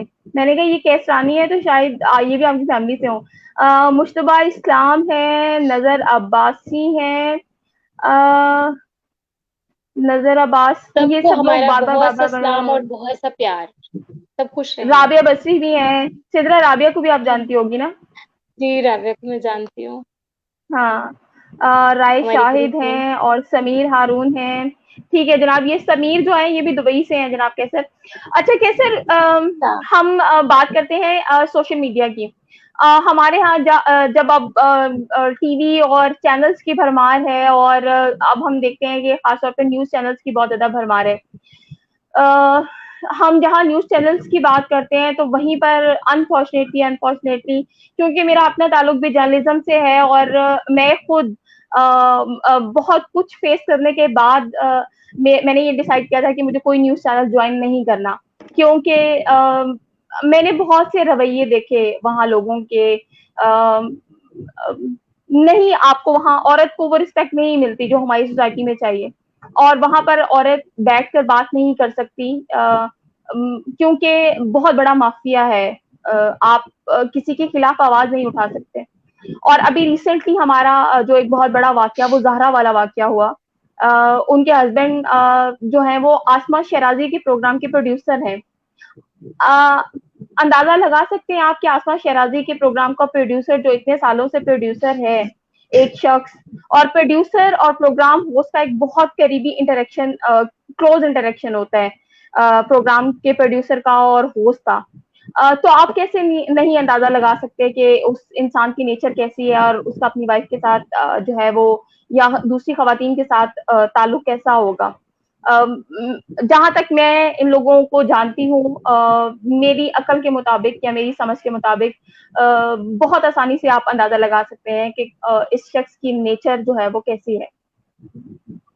इसके बाद अगर हम सोशल मीडिया की बात करें तो सोशल मीडिया पर आप समझते हैं कि जो शख्स, जैसे हम कैसर को जानते हैं, कैसर की पोस्ट है, कैसर एक पर्सनालिटी है, कैसर एक पोस्ट लगाते हैं सोशल मीडिया पर, तो क्या वाकई सोशल मीडिया पर मौजूद शख्सियात वैसी ही होती हैं जैसी वो पोस्ट लगा रहे होते हैं, जैसा वो प्रिटेंड कर रहे होते हैं, या उनकी शख्सियात कि कुछ मुख्तलिफ पहलू होते हैं और उनको समझना या उन तक पहुंचना फिर कितना आसान है।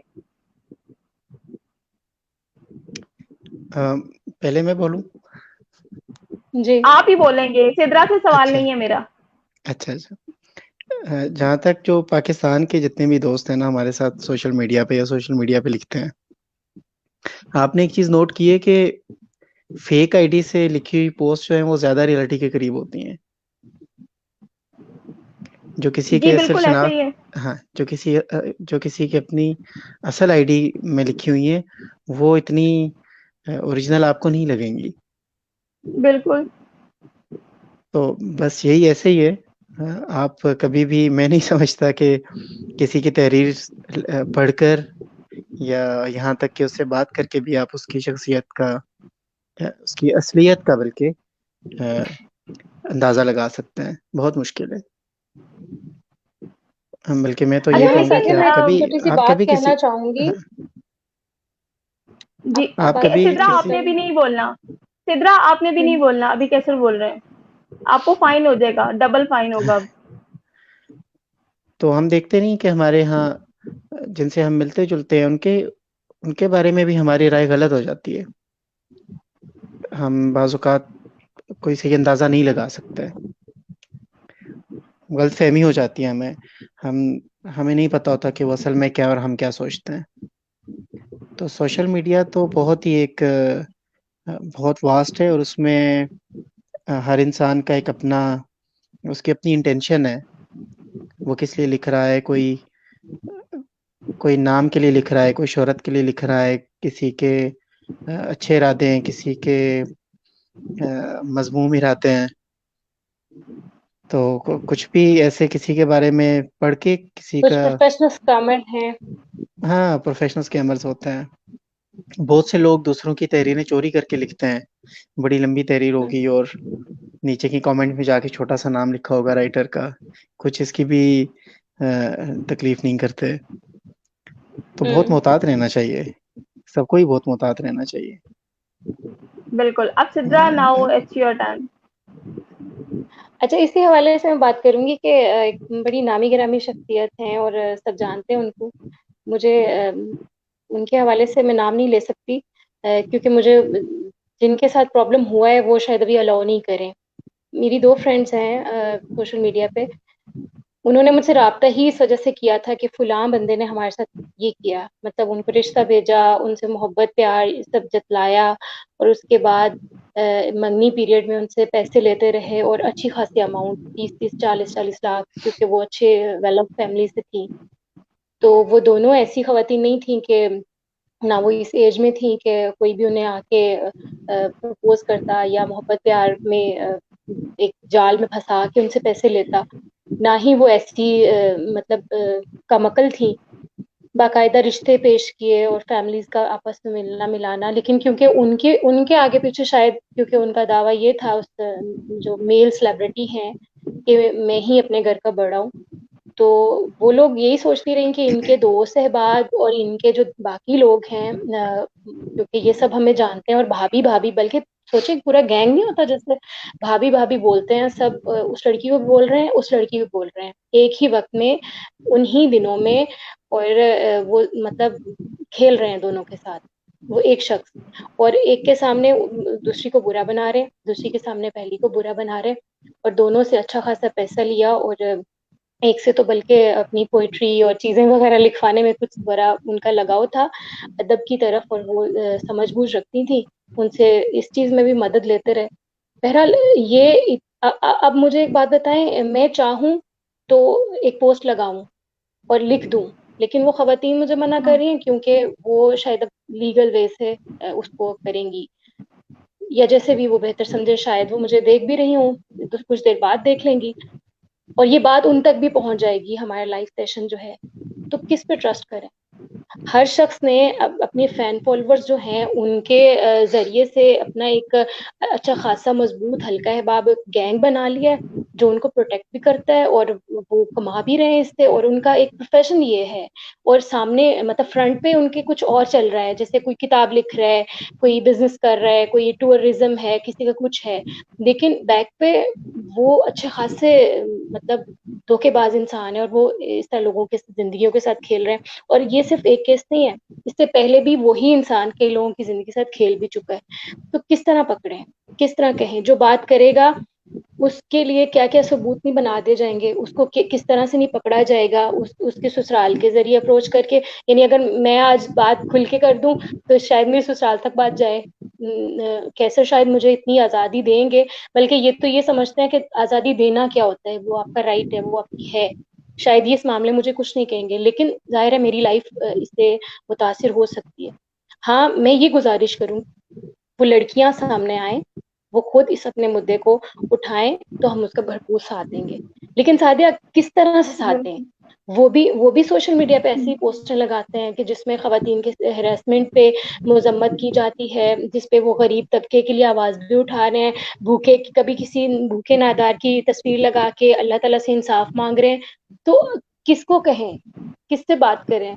तो बस जाहिर कुछ है, अंदर कुछ है, कुछ भी नहीं है, बिल्कुल ऐसा बस ही है। मुतासिर ये लोग अच्छा, हैं। इसमें मैं आपको बताऊं, इसमें सबसे अनफॉर्चुनेट बात ये है कि जैसे सिद्रा तुमने बात की है ऐसे ही अब तुम्हें अगर पता है ना, तो लाइक तुम्हें ये पता चला कि अगर वही शख्स मुझे इस तरह से अब यूज करने की कोशिश कर रहा है, ये ट्रैप करने की, तो तुम मुझे बताने की कोशिश करोगी कि अच्छा मैं सादिया फायदा को नहीं है, जानती हूँ, तो मुझे इसका सादिया को कोई बताना फायदा नहीं चाहिए। है। सादिया तो हाँ, शायद मेरी बात मान ले, माजरत, मैं अगर किसी से ये कोशिश करती हूँ ना, आई मैंने नो, एक दो नहीं, लोगों को कोशिश की, उल्टा वो लोग कि हम तो बिल्कुल, ऐसे नहीं है, मतलब अपने आप को अक्ल कुल हम्म, हम समझते हैं, यानी तो ये कहेंगे कि भाई वो जो बिल्कुल, फंस गई हैं वो तो बेवकूफ बिल्कुल, थी, हम नहीं फंसते, इस तरह बिल्कुल, कहती है खवातीन। बिल्कुल, बिल्कुल ऐसा ही होता है। वो अब नेकी करने का भी कोई फ़ायदा नहीं है आज के दौर में। हाँ एनीवेज़ हाँ, जनाब, वो बात ये है कि शायद अल्लाह ताला जो है वो कहीं न कहीं जाकर बस अल्लाह इनको महफूज रखे सब। कहीं पकड़ेंगे या कुछ भी इस तरह से करेंगे।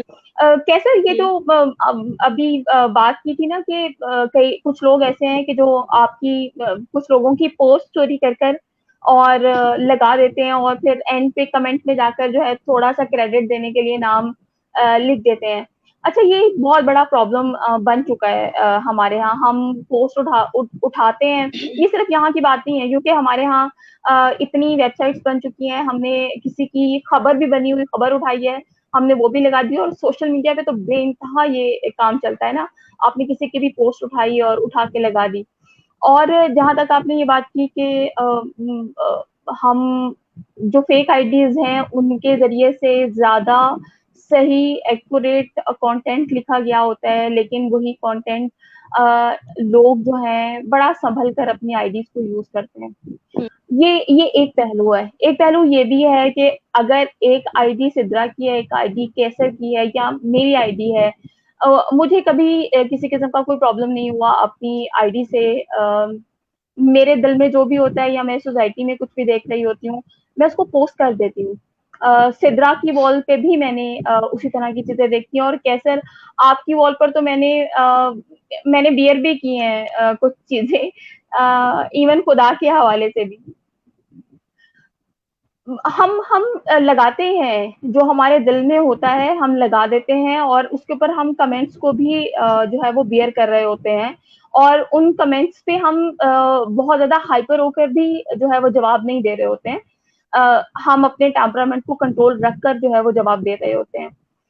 तो जो लोग डर रहे होते हैं बज़ाहिर, उनकी पर्सनैलिटीज़ को किस तरह से जज किया जाना चाहिए, कि कुछ लोग जो बहुत अच्छा, मैं इस हवाले से अगर मैं आपको बात करूँ कि सलमान जो हैं, उनकी अगर हम बात करें, वो बहुत ओपन, ठीक है वो पाकिस्तान में नहीं है, लेकिन वो बहुत ओपन पोस्ट लगाते हैं। हम इसी तरह हाशिर की बात करें, हाशिर की पोस्ट बहुत ओपन होती है, वो ऑल्दो पाकिस्तान में ही है। इसी तरह से हाशिर की ही कबीले के जितने लोग हैं वो सब बहुत ओपन पोस्ट लगाते हैं। तो इन सब के हवाले से आप क्या बात करेंगे कि अच्छा, इनके पॉइंट ऑफ व्यूज जो हैं वो सोसाइटी पे कितना नेगेटिव या पॉजिटिव इफेक्ट छोड़ रहे हैं, या अगर हम अपनी यंग जनरेशन की, क्योंकि फॉलोवर्स तो है ना, फॉलोवर्स तो आपके भी हैं, फॉलोवर्स सिद्रा के भी हैं, फॉलोवर्स उनके भी हैं, तो क्या मुझे मुझे बाजू का पर्सनली ऐसा लग रहा होता है कि जैसे हाशिर का एक पॉइंट ऑफ व्यू है, हाशिर वो पॉइंट ऑफ व्यू वॉल पे डाल के छोड़ देता है, लेकिन हमारी बहुत सी यंग जनरेशन ऐसी है जो जिसकी सोच की एक लिमिट है, उस लिमिट के बाद जो है वो अपने ट्रैक से उतर जाते हैं। तो ऐसा नहीं है कि ये लोग जो है कहीं डिट्रैक्ट कर रहे हैं हमारी यंग जनरेशन को, जिससे किताब वैसे ही नहीं पकड़नी। हाँ, पहली बात तो ये है कि कुछ नाम जो आपने लिए ना, वो बहुत ही मोहतात अंदाज में लिखने वाले लोग हैं, और यही यही वजह है बिल्कुल, कि आई नो। उनकी जो तहरीर होंगी उनसे बहुत से मफाहिम निकलते हैं। बिल्कुल। क्योंकि इसकी एक वजह ये भी है कि वो काफ़ी शायद वो उम्र के इस हिस्से में है कि वो बहुत ही मुहतात अंदाज इख्तियार करते हैं लिखते हुए, और काफ़ी हद तक आप समझ सकते हैं कि उनका जो इंटेलेक्ट लेवल है वो काफ़ी हाई है। बिल्कुल। दूसरे दर्जे पे वो लोग आते हैं कि जो जो चाहते हैं कि जो वो सोचते हैं वही लिखें, वैसा ही लिखें। अब मैं नाम तो नहीं लूँगा, ज़ाहिर है वो फिर और भी ज़्यादा हाईलाइट हो जाता है, लेकिन बहुत से ऐसे जो यंग हैं, मतलब जो 20s में 30s में हैं, वो ऐसा लिखते हैं, और ऐसा उनकी शायरी आप पढ़ें, उनकी नसर आप पढ़ें, या उनमें कुछ ऐसे आर्टिस्ट भी हैं जो सोशल टैबूज़ को तोड़ना चाहते हैं और उसके लिए लिखते हैं। उनके लिए ज़्यादा मसाइल हैं, क्योंकि उसकी बहुत सी वजूहात इस तरह से भी हैं कि उनका जो इंटरेक्शन होता है ना, वो उनके जो एज फेलोज़ हैं, हम असर लोगों के साथ हो रहा है। तो उनको उनको उनके लिए रेजिस्टेंस भी ज़्यादा है, उनको थ्रेट भी ज़्यादा है। जहाँ तक दूसरी बात आपने की है कि डिटेक्ट करने वाली, तो ट्रैक है कौन सा इस जनरेशन का? ट्रैक तो है ही हाँ। नहीं है। और जो ट्रैक है वो तो है ही सरासर तबाही है। ये जिस सोच को लेके चल रहे हैं, या जिस ट्रैक पे चल रहे हैं, या या मैं ये कहूँ कि जिस सोच को खतरा है, क्या वो सोच इस काबिल है कि वो आइंदा 10-15 साल तक भी इस पूरी दुनिया में जो माहौल चल रहा है उसमें बाकी रहे? मतलब सिर्फ हमारी सोसाइटी में नहीं, जो हमारी इर्द गिर्द की सोसाइटीज उनमें भी देख लें, हम्म। क्या ये इतनी कंजर्वेटिव सोच, और कंजर्वेटिव नहीं है बल्कि सीधी सीधी ये थ्रेट है ह्यूमैनिटी के लिए, और उनकी अपनी एग्जिस्टेंस के हम्म। लिए थ्रेट है। फिलहाल तो शायद थोड़े लोगों के लिए थ्रेट है, लेकिन ये दुनिया में कहाँ पे अपने आप को एडजस्ट कर सकती है ये सोच, या ये सोच रखने वाले लोग? ये कहीं भी इंडिया में देख लें, वहाँ पे जो एक हिंदुत्व की सोच रखने वाले लोग हैं, क्या वो कि दुनिया में कहीं भी जाएंगे उनको कोई रिस्पेक्ट मिलेगी? नहीं मिल सकती है। कहीं वेस्ट में एक लोग क्लू क्लक्स क्लैन हुआ करता था, यही सोच थी, सदियों पहले खत्म हो गए। ये ये जहालत वाली सोच तो हमारे यहाँ ही सिर्फ बाकी रह गई हुई है, और हमारे अपने मुल्क में देख लें, ये जो ट्रैक है ये तो गलत ट्रैक है, और इससे हटना चाहिए, इसको डिटेक्ट होना चाहिए। ये तो बड़ी अच्छी बात है कि अगर वो डिटेक्ट हो जाते हैं, हो नहीं रहे हैं, चिपके हुए हैं साथ, ये तो होने चाहिए। तो बहरहाल ये थोड़ा सा भी ये जो रेजिस्टेंस एक जोर पे होती है ना, तो इसका मतलब है कि उसका जोर टूटने वाला होता है। तो मेरे ख्याल से ये सही। टूटने वाला जोर है अभी। ये खुद भी समझ जाएंगे, और आप देख रहे हैं कि काफी सोशल मीडिया की वजह से, क्योंकि सोशल मीडिया कन्वीनियंस बहुत ज्यादा है, इन्फॉर्मेशन का फ्लो बहुत ज्यादा है, वैरायटी है, हर इंसान कुछ भी हो जाए फिर भी हर इंसान आजादी से लिख रहा है। मतलब ठीक है, हम्म। किसी को थ्रेट है, कोई परेशान हो रहा है, कोई डर रहा है, लेकिन फिर भी किसी न किसी हद तक वो लिख रहा है। और जैसे वो कहते हैं ना कि पहले पहले के दौर के जो ऐसे थॉट्स रखने वाले लोग थे, जब प्रिंटिंग प्रेस आया तो उनका वजूद बड़े खतरे में पड़ गया था। अभी जो रही सी हालत है हम्म। वो इस सोशल मीडिया की वजह से खत्म हो जाएगी। बिल्कुल खत्म तो शायद नहीं होगी, लेकिन इतनी खत्म हो जाएगी कि हर इंसान आज़ादी से सुकून के साथ सांस ले सके। अच्छा, ये जहालत खत्म हो जाएगी या बढ़ जाएगी सोशल मीडिया की वजह से? नहीं बढ़ेगी तो नहीं, क्योंकि क्योंकि इंसान का दिमाग, उसमें थॉट प्रोसेसिंग तो होती है ना। आप उस पे आप जितना मर्जी इन्वेस्टमेंट कर लें किसी को जायल रखने के लिए, वो खुद से कुछ ना कुछ तो सोच ही रहा होता है। तो बिल्कुल। बढ़ेगी तो नहीं, जाहिलों की आबादी बढ़ेगी, सोच तो खैर नहीं बढ़ेगी। आबादी बढ़ती रहे तो नहीं लेकिन मालूम। ये तो मुमकिन है ना कैसे कि कुछ अर्सा शायद ज्यादा मतलब तादाद में जो एक ऐसे लोगों से सामना करना पड़े कि जो ज्यादा ही शिद्दत पसंद हैं और जाहिल हैं। जाहिल इस सेंस में कि मतलब वो नहीं जानते और जानना भी नहीं चाह रहे। ट्रू। नहीं, जब तक आप बहुत चेंज की बहुत बात कम कह लोग रहे हैं। हैं। आप अपने इर्द गिर्द देखें ना, कितने लोग हैं जो एक दफा जिनकी सोच में वसअत आ जाए, वो दोबारा से वो किसी बंद पिंजरे में और बंद कमरे में जाना पसंद करेंगे। कभी नहीं होगा ऐसे। अच्छा, इसमें लेकिन ये बड़ी लक की बात होती है कि जैसे हाशिर भाई हैं, हाशिर भाई, मेरी खुशकिस्मती है कि मैंने कुछ वक्त गुजारा और मेरी हाशिर भाई के साथ एक वक्त था जब मुझे भी खुदा की तलाश की जुस्तजू हुई, और तब मैं बड़ी पागलों की तरह फिरा करती थी कि यार कभी इसके पास बैठ जाओ, कभी इसके पास बैठ जाओ, और मैं खुदा को ढूंढा करती थी कहाँ मिलेगा। और तब मैंने बड़ी किताबें छांटी। तो मुझे हाशिर भाई ने फिर कहा कि एक उन्होंने बुक रेकमेंड की थी, हिस्ट्री ऑफ गॉड। और वो बाय चांस तब इस्लामाबाद में बुक एक्सपो लगा और वहां मुझे मिली, वो बहुत पुराना और उसका एडिशन मिला उसका। खैर वो मुझे बुक मिली, मैंने पढ़ी, और उसके बाद मेरी हाशिर भाई के साथ बड़ी लंबी बातचीत हुई खुदा के वजूद के हवाले से। और उसके बाद फिर खैर बड़ा बहुत लंबा सिलसिला चला खुदा के साथ उस सब का। लेकिन हाशिर भाई के साथ बात करने में ये हुआ कि दिमाग बहुत खुला, क्योंकि वो कभी भी बात को खत्म नहीं करते। वो हमेशा बात को सवाल पे छोड़ देते हैं, और सवाल ऐसा छोड़ते हैं वो कि उसको, उस सवाल को आगे खोलने के लिए, हल करने के लिए, ढूंढने के लिए कोई ऐसी जुस्तजू। मैं उनसे कहती थी अब मैंने आपसे बात नहीं करनी है, क्योंकि आप मेरी जो पहली जुस्तजू है उसके बाद मुझे आगे कहीं उलझा देते हैं, नई मतलब नए रास्ते की तरफ। लेकिन वो बहुत अच्छा सिलसिला था, उसके बाद फिर आप मसरूफ हो जाते हैं। लेकिन उसमें एक चीज जो मुझे उसके बाद लगी कि मुझे महसूस हुई हमारे यहाँ अब ऐसी शख्सियात नहीं है। जो पुराना जमाना था ना कैसर, उसमें हमारे जैसे मेरे वालिद साहब बताते हैं कि उनके पास कुछ ऐसे लोग मौजूद थे जो उन्हें किताब से मोहब्बत करना सिखाते थे, जो उन्हें किताब देते थे।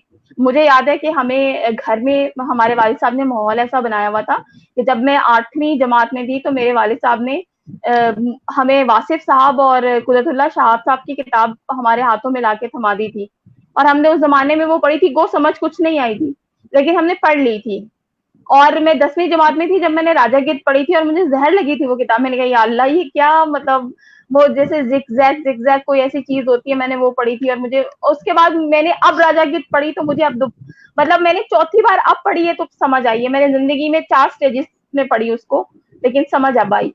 तो बात ये है कि आपके घर का माहौल है कि आपको जो है वो किताब से दोस्ती सिखाई जाए। हमें जो है वो डायरीज दी जाती थी, और साल के आखिर में हमारे घर में बहन भाइयों का में मुकाबला होता था कि किसने डायरी को बेहतर यूटिलाइज किया पूरे साल में।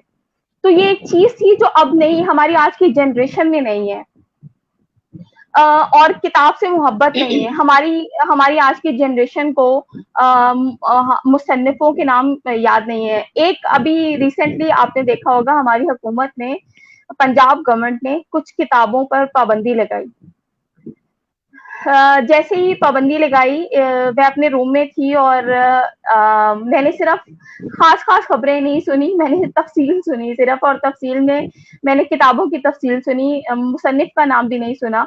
तो मुझे पता चला कि जनाब एक किताब जो है वो हजरत आयशा के अगेंस्ट थी, उस पर पाबंदी लगी। एक किताब हजरत उमर के खिलाफ थी, उस पर पाबंदी लगी। अब ये 2 किताबों की जब मैंने सुना तो देन आई रियलाइज के शायद एक किताब वो है जो आफ्टर द प्रॉफिट। मैंने अपने वालिद साहब से कहा कि इन्होंने किताब का नाम लिया, वो कहते नहीं उन्होंने किताब का नाम, मैंने कहा वो आई थिंक ये वाली किताब होगी। अच्छा, वो मुझे बाद में पता चला कि किताब वही थी, आफ्टर द प्रॉफिट, लेकिन वो मुझे सोशल मीडिया से पता चला। और सोशल मीडिया पे कुछ लोग बाकायदा अहले तशी बाकायदा पोस्ट लगा रहे हैं, आफ्टर द फाइनली इन्होंने आफ्टर द प्रॉफिट पे पाबंदी लगा दी, और ये लोग किताब को बैन कर रहे हैं पाकिस्तान में, लोगों को पढ़ने नहीं दे रहे। और अच्छा, जिन साहब ने पोस्ट लगाई थी, मैंने उनसे मैसेंजर में जाके पूछा, मैंने कहा आपने किताब पढ़ी है? कहते नहीं। मैंने कहा फिर आप कैसे बोल रहे हैं कि ये लोगों के ऊपर जो है वो पाबंदी लगा रहे हैं किताब पढ़ने पर और इसके सारे मवाद पर। यार मतलब आफ्टर द प्रॉफिट है तो हजूर पाक के बाद का ही कुछ लिखा होगा ना इसके अंदर। और मैंने सुना है हजरत आयशा के बारे में, तो डेफिनेटली अहले तशी के जो है वो हक में होगा इस किताब के अंदर, हजरत आयशा के खिलाफ जो है। तो ये तो हमारा हाल है। और वो साहब जो है वो मशहूर हैं, मतलब सोशल मीडिया की एक सेलिब्रिटी है, प्रॉपर लोग उनको फॉलो करते हैं। तो हमारा ये हाल है कि हम जब सोशल मीडिया पे वो सेलिब्रिटी बन जाते हैं, तो हम ये नहीं देखते हमने किताब पढ़ी है नहीं पढ़ी, उसका कंटेंट क्या है, हमारी किताब से मोहब्बत कितनी है। और हमारी हुकूमत ये बहुत अजीब काम कर रही है कि आप ये देखें कि आप जिस किताब पे पाबंदी लगा रहे हैं, मुझे तो बहुत अजीब बात लगती है, आपने जिस किताब पे पाबंदी लगा दी, इसका मतलब है कि आपने, लोग नहीं भी जानते थे तो आपने लोगों को चौकन्ना कर दिया कि अच्छा भाई अब आपने इन किताबों को जरूर पढ़ना है। तो वो कहीं ना कहीं से पीडीएफ से या कहीं से भी किसी से भी मंगवा कर उस किताब को पढ़ेंगे जरूर अब। हाँ जी, बिल्कुल कौन ऐसे ही बोले है। हम दोनों में से? कैसे बोलेंगे? हाँ, बिल्कुल सही कहा आपने। डिसाइड कर लें। एक हाँ, एक बात तो आपने पहले की, आशिर भाई से जो आपकी गुफ्तगू हुई है, जहालत जहालत होती यही है कि हम किसी नतीजे पर पहुंच के बस उससे आगे कुछ भी सुनने जानने के लिए तैयार ना हो, बिल्कुल और बस नतीजे पे पहुंच जाना और तहकीक की सोच की फिक्र की मौत है। इसलिए बिल्कुल ऐसे ही है। हमेशा अपने दिमाग को खुला रखना चाहिए कि कब कुछ नया हो जाए। और दूसरी बात जो आपने की है कि किताब का तो वैसे रिवाज है नहीं हमारे यहाँ, बहुत कम है। बिल्कुल क्योंकि जो स्कूलों में भी पढ़ाया जाता है या कॉलेजेस में, इवन यूनिवर्सिटी लेवल पे जो पढ़ाया जाता है, वो उस कंटेंट का मेयार ही इतना नहीं है कि वो पढ़ा जाए। और ट्रू। फिर उससे हटके भी कोई कुछ भी नहीं पढ़ता। फिर पढ़ने से ज्यादा हमारे यहाँ जो अफसानवी बातें हैं ना, उनका ज्यादा रिवाज है, सुनना, यानी कि सुनना। मैं पिछले ट्रू। कोई 8-10 साल से, अब तो मैं थक गया हूँ, मैं किसी को इस पे बात भी नहीं करता। जो एवोल्यूशन के बारे में, जो जो जो थ्योरी ऑफ एवोल्यूशन है ना, उसको उस पर जो मैंने जितना गलत मवाद सुना है और उस पर जितने गलत क्वेश्चन सुने हैं, मुझे हैरत, हालांकि मैं खुद साइंस का स्टूडेंट नहीं हूँ, लेकिन मुझे शौक था और एक दफा मैंने कोई 7-8 साल पहले कुछ वक्त निकाल के 2-3 दिन में जो एवोल्यूशन की थ्योरी उसको पढ़ा, समझा, एक दो दोस्तों से रहनुमाई ली। उसके बाद मुझे इतनी हैरत होती है कि बहुत से साइंस के स्टूडेंट्स, यहाँ तक कि मेरे अपने करीबी कुछ दोस्त हैं जिन्होंने मास्टर्स किया हुआ है और किया हुआ भी zoology मास्टर किया हुआ, उनसे जब मैंने एवोल्यूशन पर, थ्योरी ऑफ एवोल्यूशन के बारे में सुना उनका मौकफ, तो मुझे बहुत हैरत हुई कि हमारे यहाँ तालीम का मेयार क्या है। किताब किताब दोस्ती तो बिल्कुल है भी नहीं। लेकिन अ, ट्रू। लेकिन फिर भी मैं समझता हूँ कि जो सोशल मीडिया है, ये किसी हद तक इसलिए ब्लेसिंग है कि यहाँ पर इंफॉर्मेशन जो है वो उसका फ्लो बहुत ज्यादा है, बहुत ज्यादा। गलत भी है।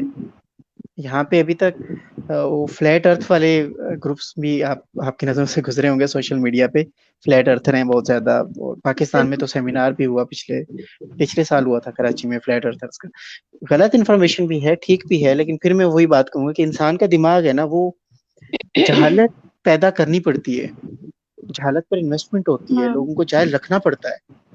किसी को बाशऊर बिल्कुल होना हो तो उसके लिए आपको कुछ भी नहीं करना, उसको आजाद छोड़ दें। बिल्कुल।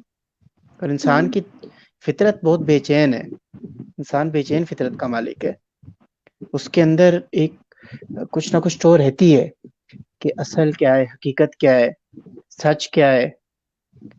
तो आप जितना मर्जी इंसानों को जाहिल रखने की कोशिश करें, उन पर जितनी मर्जी इन्वेस्टमेंट कर लें, लेकिन फिर भी कहीं ना कहीं से उन तक कोई सवाल पहुंचेगा, उनके उस मंजमद दिमाग में कहीं ना कहीं से कोई एक कंकर आके पड़ेगा, और उसमें बस थोड़ी सी हरकत होगी और वो जो एक ताला लगा हुआ है ना, वो खुलना शुरू हो जाएगा।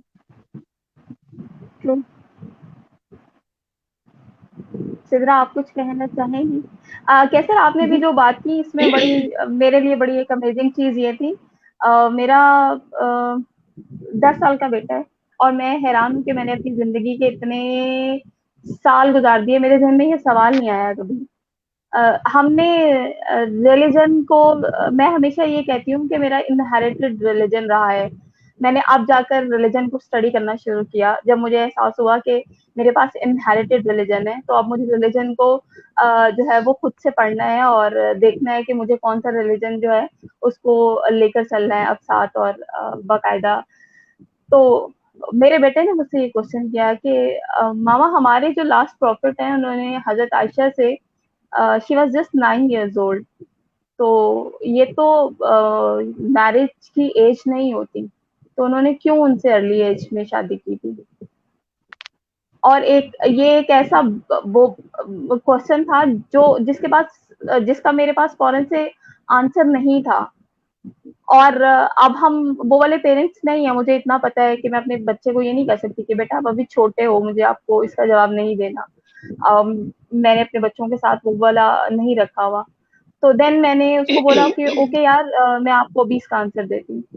फिर अपने आप को बहुत समझा बुझा कर अपने दोस्तों से बात कर कर और देन उसको जो है वो इसका जवाब जो है वो देना शुरू किया, क्योंकि डेफिनेटली ये वो स्टेज है जहाँ उसको जवाब देना बहुत इंपॉर्टेंट है, और ये वो स्टेज है जहाँ उसका कॉन्फिडेंट बिल्ड करना बहुत इंपॉर्टेंट है। क्योंकि अगर मैं जवाब नहीं दूंगी, डेफिनेटली अगर वो सोच रहा है तो वो अपने लिए रास्ते निकाल लेगा जवाब ढूंढने के इधर उधर से। तो ये वो चीज है जो हमारी, मुझे ऐसा लगता है कि जो हमारा टाइम पीरियड था उसमें शायद अगर इतनी सोच नहीं आई, वही जो आपने बात की सोशल मीडिया की, तो मुझे ऐसा लगता है ये जो डिजिटल फैसिलिटी है ना हमारे बच्चों के पास, इसने हमारे बच्चों को बहुत कॉन्फिडेंस दिया है और इसने हमारे बच्चों को नॉलेज बहुत दिया है।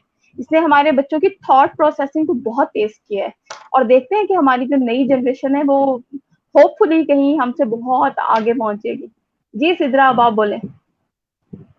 मैं इस हवाले से ये कहना चाहती हूँ कि बच्चों के जहन पे इतना ज्यादा बोझ ही क्यों डाला जाए। उनको बुनियादी चीजें सिखा दें, वो रिलीजन से रिलेटेड हैं या उनके कोर्स से रिलेटेड हैं, उनके मतलब बहुत छोटे बच्चे हैं, हम उनको एक टाइम में बहुत से सब्जेक्ट्स पढ़ा रहे हैं। उनका दिमाग सोचने के लिए किस तरह तैयार होगा जब बहुत ज्यादा बर्डन होगा। तो रिलीजियस जो चीजें हैं, मुझे याद है हमारे बचपन में हम लोग जिस तरह आपके पास बचपन की कोई खास याद नहीं है, तो मेरे पास भी कोई खास याद नहीं है मैं कुछ खेली भी हूँ या इस तरह। क्या होता था कि बचपन मुसलसल या मदरसा या स्कूल और बस पढ़ाई पढ़ाई पढ़ाई, इस हद तक हम लोग बाउंड हो चुके होते थे, और बड़े होने तक भी यही चीज रही कि ये पढ़ना है, ये पढ़ना है, ये पढ़ना है, वो सब इस तरह की चीजें। तो थोड़ा सा दिमाग को फ्री रखा जाए, बच्चों को जो बहुत बुनियादी चीज है कुछ वो आप बता दें, बल्कि कुछ अरसे के लिए वो भी उनको छोड़ दिया जाए, उनको किसी भी तस्वुर में ना डाला जाए। जब वो इस स्टेज पे आएंगे, सोचने लगेंगे, जुस्तजू करेंगे, तो फिर वो खुद से मुताला स्टार्ट करेंगे। वो किसी भी तरीके से हो, गैजेट्स बुरी चीज नहीं है, वो ऑनलाइन आके पढ़ लें। अगर वो किताब, जाहिर है एक दौर था जब किताब को महसूस, अभी भी हम जैसे लोग अभी भी कहते हैं किताब का लुत्फ उसको महसूस करके पढ़ने में, उसका एक उसकी खुशबू अपने में उतारने में। तो ये एक चीज हमारे टाइम की थी। अब बच्चों ने पैदा होते ही मोबाइल देखे हाथ में, लैपटॉप्स देखें, तो वो लोग शायद उस तरीके से उसको महसूस ना कर पाए। तो आज से 10 साल बाद तो वो बिल्कुल भी वो बुक लवर नहीं होंगे इस तरह से, यानी एक सफ़े की सूरत में। तो बहरहाल मुताले के वो शौकीन हो सकते हैं, तो उनको टाइम दिया जाए ताकि वो खुद जुस्तजू करके उसके लिए रिसर्च करना शुरू करें, बजाय इसके कि वो इतने मुश्किल मुश्किल सवाल, इतने बड़े बड़े सवाल। क्योंकि अब मेरे सामने कोई बात करो तो मुझसे कहती हूँ बच्चों ये सवाल का जवाब अगर अगर आपको नहीं आएगा ना, तो अल्लाह ताला आपसे कुछ नहीं पूछेंगे कि फलाने, मतलब इतने अजीब अजीब सवाल होते थे हमारे टाइम में, फलाने नबी की अम्मी के भाई के फलाने बंदे का नाम क्या है। मतलब मेरे जन्नत दोज़ख में जाने जाने का इससे क्या ताल्लुक है। मैं अगर किसी नबी की वालदा का नाम नहीं जानती तो क्या इसमें क्या प्रॉब्लम होगी। ये इंफॉर्मेशन जो है वो अपने अंदर भरने का नाम तो नहीं है दीन। तफक्कुर का नाम है, सोचने का नाम है, उसमें आपके अंदर कितनी इंसानियत आती है, आपके कितने इंसानी मामलात कितने अच्छे हैं। तो ये चीजें आप बच्चों को सिखाएं, जिसमें इखलाकियात, यानी जिन्हें हम आम अल्फाज में कह सकते हैं। तो वो अभी छोटे छोटे बच्चों को इतनी नातें, इतनी सूरतें, इतने तर्जमे, इतनी फलानी चीज, अच्छी बात है, लेकिन उन पे इतना बर्डन ना डाला जाए। यानी मैं एक छोटी सी ये बात करती हूँ जिसपे मुझे शायद बहुत सी बातें भी सुननी पड़े, हमारे लोग नहीं बर्दाश्त करते, लेकिन ये अपने बच्चों पे जुल्म है। रट्टू तोता ना बनाया जाए उनको। हाय सिद्रा, मैं सोच रही हूँ अल्लाह खैर करे, इंशाल्लाह इंशाल्लाह आप अपनी बेटी को और उसके बाद नेक्स्ट अपनी जनरेशन को जब स्कूल भेजेंगी पाकिस्तानी स्कूल में, फिर आपका क्या हाल होगा। आप सिटी में भेजें, आप बीकन में भेजें, हर जगह इस्लामियात वही है जो आप सोच रही हैं। और आपको पता है नहीं, इससे इस्लामियात से मसला नहीं है, मुझे पढ़ाएं, लेकिन एक बात कर रही हूँ ना, बहुत छोटी एज में बहुत अभी और फखर महसूस किया जाता है ना। हमारे फैमिली में बहुत छोटे छोटे बच्चे हैं, 3-4 साल का बच्चा, उसको इतनी चीजें आती हैं। तो हम क्या बताते हैं कि जी ये इतनी चीजें से याद कर ली हैं, और उसको नहीं पता कि इन बातों का मतलब क्या है। उससे रटी ऐसा हुई है ही है, मेमोरी, क्योंकि रियलिटी है। बहुत स्ट्रांग होती है ना, मेमोरी बहुत स्ट्रांग होती है इतने से बच्चे की। तो इसके बजाय उस हम्म, बच्चे को कुछ ऐसी गेम्स या कुछ ऐसी चीजें क्यों ना सिखाई जाए जो वो खुद तख्लीक करे, उसका अपना दिमाग काम बिल्कुल करे ऐसे ही है। जिसमें। तो सिर्फ रटने से तो वो सिर्फ इंफॉर्मेशन कलेक्ट कर रहा है, बल्कि वो इंफॉर्मेशन भी नहीं कह सकते। ये तो अभी वजह से एक तोता रखा है, हम्म, उसे पालतू तोते को आप कुछ सिखा रहे हैं, वो सीखता जाएगा। समझने से तो हम्म, कासिर है, उसको तो नहीं पता ला इलाहा क्या है। ठीक है, तो ला हम्म, इलाहा जब हम कहते हैं कोई खुदा नहीं है, लेकिन उसके बाद की जो मंजिल है, उससे अगली मंजिल पे वो बच्चा किस तरह जाएगा। यानी वो सब ग्रेजुअली हमें बताना है ना। तो मेरे बच्चे जो अच्छा हैं, इसमें मैं बहुत उनके लिए तो इतनी कॉन्शियस हूँ कि मुझे समझ नहीं आती। मुझे लगता है मैंने वो माँ होना है फ्यूचर में, कि जो मुसलसल बस पागल हुई हुई है, जिसके बच्चे अगर रात के 3 बजे भी जाके कुछ खेल रहे हैं तो मैं पास खेलूंगी। मतलब मैं उसको सुलाने की कोशिश नहीं करूंगी नहीं, कि नहीं, यार हमने ये आने बहुत वाले टाइम अच्छी के लिए चीज़ बच्चों है, को बहुत तैयार पॉजिटिव करना है। चीज़ है। हम्म। नहीं, हमने आने वाले टाइम के लिए भी तैयार नहीं करना, ये आज के दिन के लिए बच्चों के साथ ये बहुत अच्छी चीज़ है, बहुत पॉजिटिव चीज़ है। और हम्म। मेरे बच्चे लाइक मेरा बेटा 10 इयर्स का है, बेटी मेरी 7 इयर्स की है। मेरे बच्चों ने भी कुरान पाक नहीं पढ़ा हुआ। और हम्म। जहाँ जहाँ भी लोग सुनते हैं, 10 साल का बच्चा अमूमन कुरान पाक खत्म कर चुका होता है हमारे यहाँ। और जहाँ भी लोग हम्म। सुनते हैं कौन से सिपारे पर हो, तो अम्मी शर्मिंदगी से बताती हैं हाले नहीं पढ़िया होया। हाँ, इतने न्याणे ने कुरान ही नहीं पढ़े। मैं क्या, हाँ एक काफिर ने। तो नहीं, बहुत लेकिन सीख सिंपल बात जाएंगे, है। और मैं जब अपनी एज में सीखेंगे तो ज्यादा अच्छे से हाँ, सीखेंगे मेरे ख्याल से, बहुत नहीं छोटी उम्र मतलब में। मेरा और अब बच्चा तो कोई हालात भी नहीं है बच्चों को बाहर कहीं कुरान पढ़ने के लिए भेजने का, कोई हाल भी नहीं है। बिल्कुल ऐसा ही माँ है। माँ बाप मेरा खुद बेटा पढ़ाएं अगर कॉम्प्लेक्स चाहे ना होता तो। है। यार मैंने बच्चों की को स्कूल से हटा लिया। वो स्कूल में जाते थे, मैंने हटा लिया क्योंकि वहाँ उसके फ्रेंड्स क्वेश्चंस करते थे कि आप कौन से सारे पर हैं। सिटी स्कूल में ही बच्चे जाते थे।